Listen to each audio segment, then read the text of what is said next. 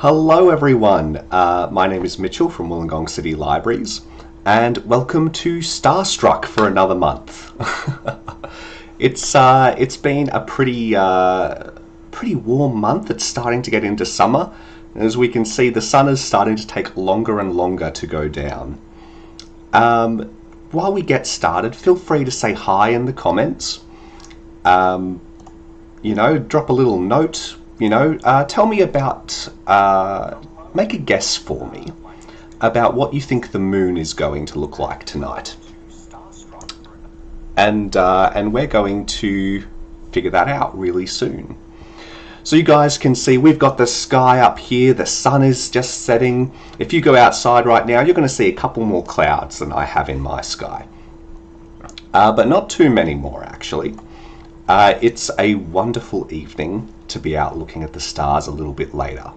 So I tell you what, seeing as how the sun's not quite down yet, let's actually start spinning our virtual planet here a little bit faster, and we're going to see what we can see as we spin the planet. We look at different parts of the sky and we're going to get a lovely sunset. Here we go. So the sun's going down and I can see a few stars coming out here. Wonderful, look at that. I tell you what, let's stop here for a moment. So right now we're looking at 8:20 tonight. So that's that's not too far away actually. That's maybe 2 hours away. We're going to start to see these great stars. So you can see, you can see I've already turned my light pollution down. If you're in the middle of the city or the suburbs somewhere, you probably won't see quite as many stars as I'm seeing here. You'll probably see a bit of a flatter sky, not quite as many points, but some of these really bright ones, all the ones we're going to be looking at tonight, you will definitely be able to see.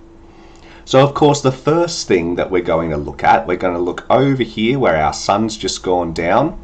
And I'll put on our directions there so we can see over here in the west, our sun's gone down, and following very closely thereafter is Venus, the planet Venus, which is right there in the middle of my screen, very, very bright. And it's actually the furthest that Venus will be from the sun. So as of tomorrow, actually, on October 29th, Venus is going to be at what we call its eastern elongation. So eastern elongation means that when we're looking at the sun, we look at the sun and we see Mercury and Venus, which are further towards the the center of our solar system than us. We see them sort of going back and forth around the sun. Meanwhile, other planets that are outside of us, like Jupiter and Saturn, they sort of go right the way around. And it looks like they're going around us because their orbit is much bigger than ours. But Venus, it's the second planet from the sun, we're the third planet from the sun, so it looks like it goes back and forth. And when it's at that furthest point, so it looks like it's furthest away for us, that's what we call elongation. And that's what's happening tomorrow night, which means Venus will be the highest it gets in the night sky. It means it'll be in the sky the latest it is. It's one of the best times to see it. So let's have a quick little look at Venus here, nice and bright, and let's just zoom right in on it. There we go. So there's Venus, and you can see the side of it there, that day side is facing down towards the sun, because of course the sun's just set down there. And the sun is what gives us our daytime and nighttime, and it's what gives Venus its daytime and nighttime as well. So we'll zoom back out from Venus there. And of course I can see Tanya's saying beautiful moon. I'm actually going to take a quick look around our sky because we said before we'd make a guess about what the moon was going to look like tonight. And right now I can tell you the moon's not actually in the sky. The moon was actually out earlier today and it went down before the sun. So we won't have a moon in our sky tonight. But of course throughout the month the moon will be out at different times, so we will get to see it. I can tell that really quickly by looking at my sky, because of course if you've seen this before you might have heard me talk about the ecliptic, which is this line here. So that's our sun, our moon, us, the earth, and all the planets in our solar system. They all go around the sun sort of like on a flat disk. And because we're inside that, we just see that as a line through the sky. So I can take a quick look along this line. I can see, yep, no moon. There's Venus, and there's no moon. There's Saturn. Saturn's pretty good. We can still look at Saturn. There's Jupiter, also very bright, but no moon. All the way down here, no moon tonight. So we know we're not going to see the moon really quickly. All right, let's have a look at those other planets, though, that are along here. We'll zoom in here. This one is Saturn. And, of course, Saturn has got those big, beautiful rings. There we go. Whoops. Saturn tried to rotate away from us. There we go. So, of course, Saturn is that big, beautiful planet with those awesome rings. The second biggest planet in our solar system. Second, of course, only to Jupiter, which was also along here tonight. Let's make sure I'm zooming out far enough that I've got the right dot. There we go. And here's Jupiter. Fantastic. The biggest planet in our solar system. But still, even if we put all the planets in our solar system together, they still wouldn't be as massive or as heavy as our sun.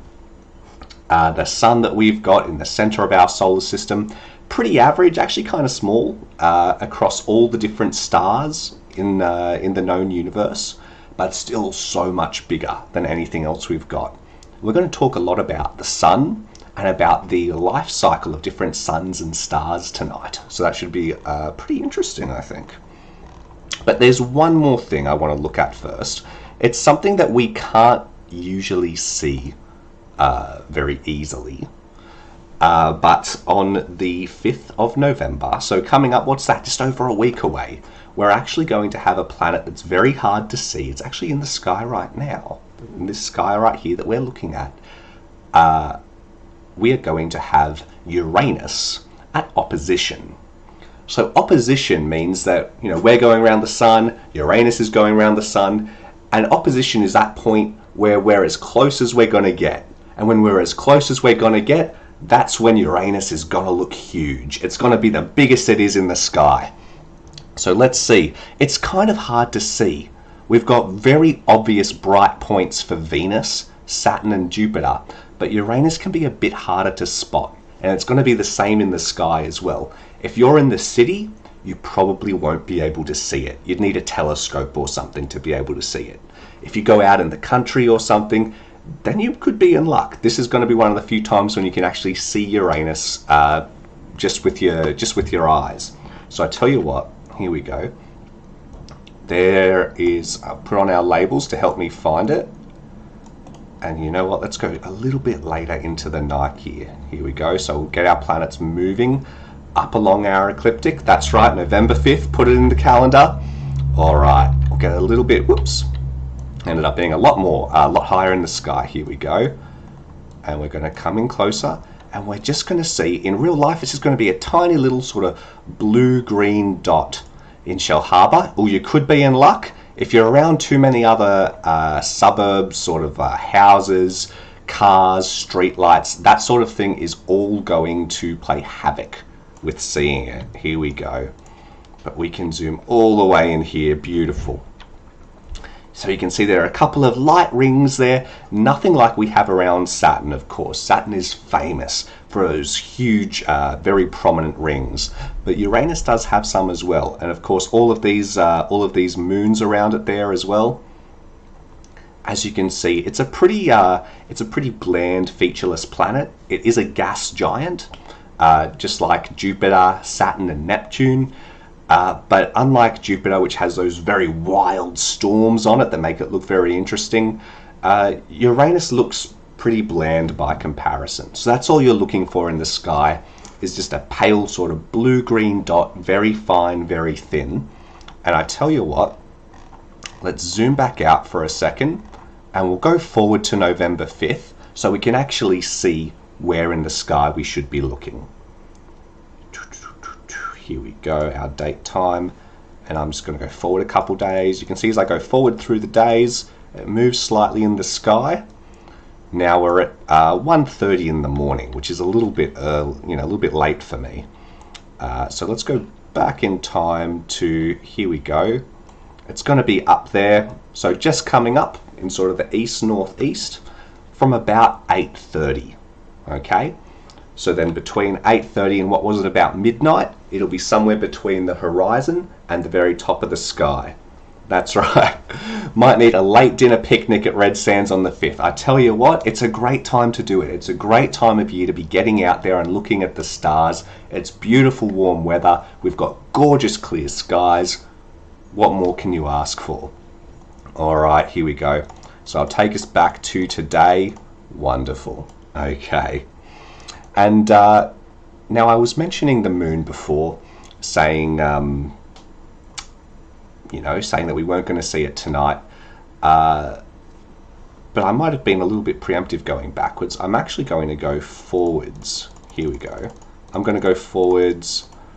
I'm on the night of the 18th right now, but I'm not going to stop here. I'm actually going to keep going, keep us spinning through the day, and I want to have a look at what's going to happen in the evening. Here we go. We've got our ecliptic moving around, all of our planets, the sun, all going along that same line from our point of view. Here we go. And over here in the east, where everything rises, something pretty special is going to be happening tonight on the 11th of November. So that's another one for the diary, another one for the calendar. Sorry, I said the 11th, I meant the 19th. Oh goodness, we'll all be confused. The 19th of November, there we go. And in just a little while, here we go, we're at 3 o'clock, 4 o'clock, as it gets a little bit later into the afternoon and evening, we're going to have the sun coming up. No, not the sun, the moon. I'm getting all my words confused today. So once we get our moon coming up, here we go. Let's really zoom in on that, because we're actually going to have a partial lunar eclipse on the evening of the 19th of November.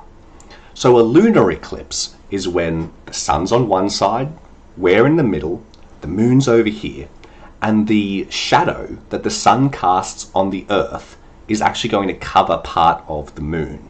So you can see the eclipse is already happening as the moon comes up. It's actually pretty well eclipsed. So what I'm going to do, I'm just locked on with the moon right now, but we're actually still moving forward in time. The moon is still going up in the sky, and you'll actually be able to see the shadow of the earth move a little bit. I'll get us going a little bit faster. There we go. And you can see the shadow of the earth really shifting there off the moon. So that was between about 6 o'clock and 10 o'clock over the course of 4 hours on the night of the 19th of November. Coming up in just a few weeks' time, as soon as that moon comes up, it'll be having a partial lunar eclipse, sort of clearing as it goes up throughout the night sky. All right, wonderful. So that's looking pretty good. I think that's fantastic. We've got that beautiful eclipse. But I also mentioned last time we were talking a lot about different sorts of nebula, the different colors, that they're where stars come from. And I mentioned that we could talk a little bit more this time about the life cycle of a star. So what I'm going to do, here we go, we'll come back to right here and now. There we go. I'll turn my ecliptic off, we don't really need it anymore. And we'll just go a little bit later into tonight. So we're looking at tonight's sky again. We'll get a feeling for what we'll be seeing tonight. And I'm going to go through to about 10 o'clock tonight. We're going to see a lot of things that are going to help us identify different kinds of stars. So here we go, 9:30. I'm going to come through to, here we go, about 10 o'clock. Everything's nice and high in the sky that I want to be looking at. Actually, you know what? I'm going to just turn off my atmosphere a bit just to clear it up. Really make those stars pop. There we go. Of course, in real life, you can't turn the atmosphere off. I really don't recommend that. But here we've got options. All right. So first things first, like we said, a star is born in a nebula. So what's a nebula? Here we go. Over here in the east, rising in the east tonight, about 10 o'clock, we've got the constellation Orion, just beginning to peek up over the horizon here. As we go into summer, we're going to be seeing a lot of Orion, so I won't spend too long identifying it tonight, but he's really easy to find in the sky, so sort of late nights from now until winter, basically, we'll be seeing Orion, and sort of as we go further and further into summer, as those months change, he'll be up earlier and earlier, and he's actually going to become a really prominent fixture of our sky. And one of the easiest ways to find Orion are these 1, 2, 3 stars right here that make up Orion's belt. They've only just come up over the horizon for me. But we can see sort of just above Orion's belt there, he's sort of upside down for us. We've got Orion Nebula here. I'll put it over there so we can see it. Beautiful. So like we were saying last time, a nebula is sort of like a big cloud of gases that sort of form lots of different stars. So all these different stars are being created inside a nebula, like this one here. And there's sort of two main kind of stars, sort of two main life cycles that we see come out of this. And we'll go through them one at a time. So the first one is a pretty average sized star like our sun. So we've all seen our sun, we all know what it looks like, or at least we think we do. One of the disadvantages of having an atmosphere on is that it doesn't just make it harder for us to see our stars, in space, but it actually distorts the way we see our sun as well. So the sun lets off light, of course, and our eyes can see 3 different kinds of light. We see red, green, and blue. The atmosphere that we live in is actually going to bend the blue light away from the sun. So when the sun is up in the sky, that blue light gets spread around, and that's what we call the sky. That's the blue light from the sun. The red and the green light join together and make the sun look yellow. So it looks very yellow from us here inside our lovely little atmosphere. The sun is actually white. So a lot of these stars are going to be like our sun, these bright white stars out there. After a bit of time, so our sun has been around for about 4.6 billion years, and it's got a life cycle of about 10 billion years. So it's about halfway through its life, and in about another 5 billion years' time, it is going to become what we call a red giant.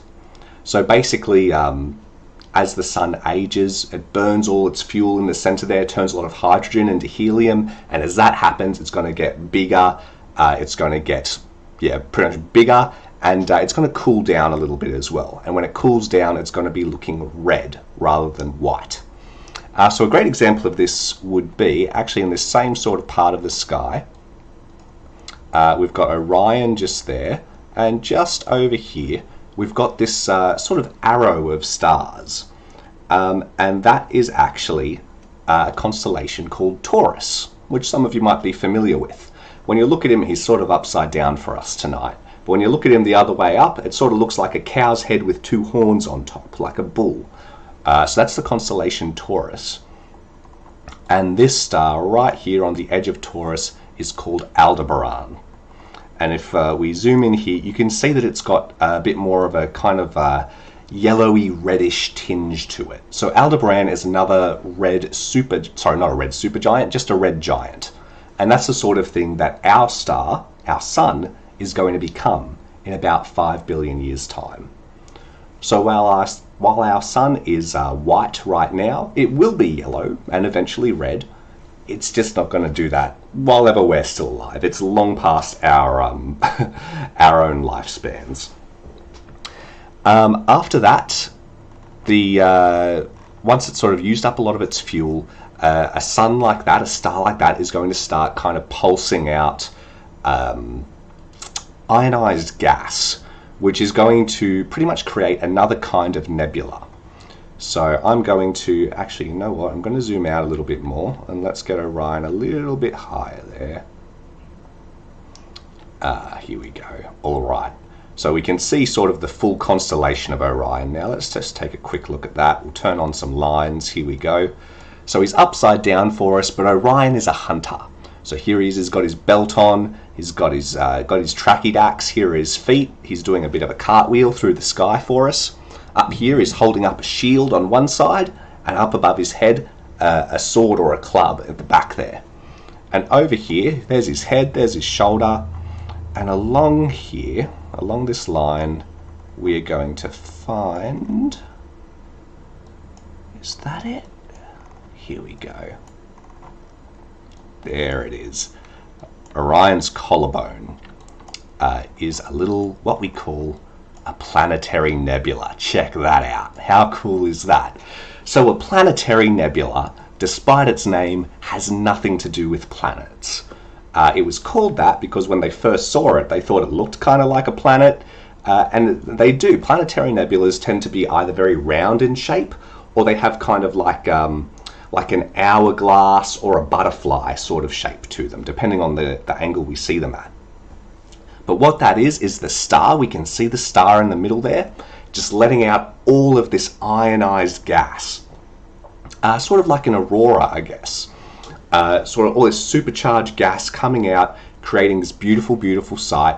And eventually, as this happens and it burns up the last of its fuel, it's going to condense into what we call a white dwarf. So white dwarfs are pretty hard to see because they're so small. That's why they're called a dwarf star. And the smaller it is, generally the less light it tends to put out. But it's still pretty easy for us to find where a white dwarf is. If we just look over here, so Orion actually has a dog called Canis, which again is upside down for us tonight, but here's Orion's dog Canis. There we go, we'll put on some artwork so we can see the dog. There he is. And there on his neck, around his collar, is this really bright star called Sirius. Which Sirius, that's where the character from Harry Potter comes from. Sirius Black, he turns into a dog star, it's a whole thing. And this star right here, this really bright one, is Sirius. And Sirius is actually not just one star, but two stars. So there is one very massive, beautiful, bright star there, and then also orbiting around it is a little white dwarf as well. So while it's really hard for us to see the white dwarf, and we can't see it here, all these other little stars around it are getting in the way, we can't see the white dwarf itself, but we can see Sirius, and we know that that is actually two stars, and one of them is the white dwarf going around it as well.